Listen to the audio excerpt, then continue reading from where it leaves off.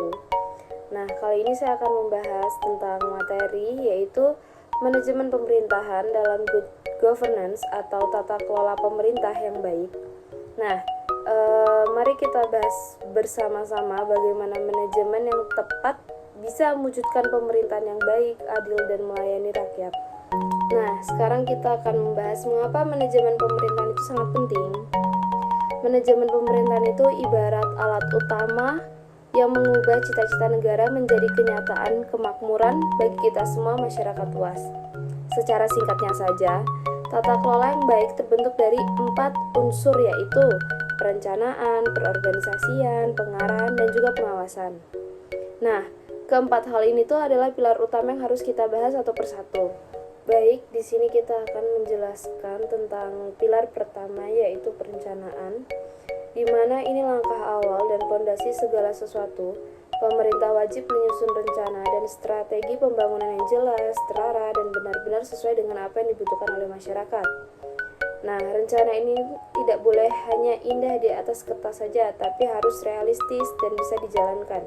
Caranya, dengan menyelaraskan tujuan pembangunan nasional, menentukan prioritas demi kesejahteraan sosial, serta membuat kebijakan berdasarkan data dan fakta yang ada di lapangan. Pilar kedua yaitu perorganisasian, yang mana setelah rencana ada, sumber daya harus diatur. Di sini pemerintah mengatur dan menyatukan segala kekayaan yang dimiliki mulai dari sumber daya manusia, anggaran negara, hingga sarana dan prasarana. Tujuannya agar semua berjalan efisien, tidak ada pemborosan uang rakyat, dan tidak bekerja yang tumpang tindih antar instansi. Tugas dan wewenang setiap kementerian atau lembaga harus dibagi dengan jelas agar kerja sama berjalan mulus. Pilar ketiga yaitu pengarahan dan pelaksanaan, di mana di tahap ini rencana mulai dijalankan, pemerintah harus memastikan seluruh aparatur negara bekerja dengan benar, jujur, dan penuh tanggung jawab. Nilai utamanya adalah integritas. Setiap program dan pelayanan publik harus disampaikan secara transparan, tidak berat sebelah, dan bebas dari kepentingan pribadi atau golongan.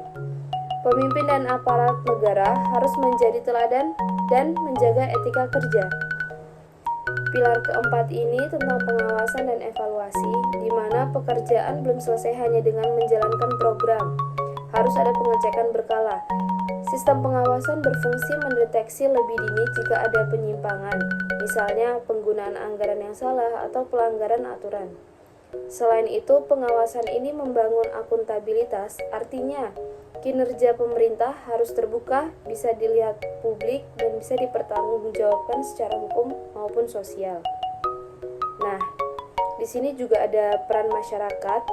Perlu diingat bahwa pemerintah yang baik tidak bisa dibangun oleh pemerintah saja. Ada peran besar dari kita semua, yaitu partisipasi aktif masyarakat.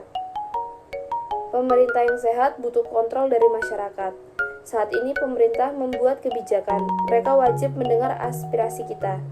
Jadi, keterlibatan kita sebagai warga negara adalah bentuk kerjasama dan pengawasan sosial agar negara berjalan ke arah yang benar. Di akhir pembahasan ini, mungkin saya akan menyampaikan sedikit tentang materi yang saya paparkan.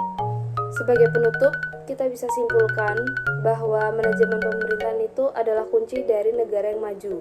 Mulai dari merencanakan, mengatur sumber daya, menjalankan tugas dengan jujur, hingga mengawasi semuanya itu satu kesatuan. Mungkin cukup sekian yang bisa saya paparkan, kurang lebihnya mohon maaf. I just had to let you know you're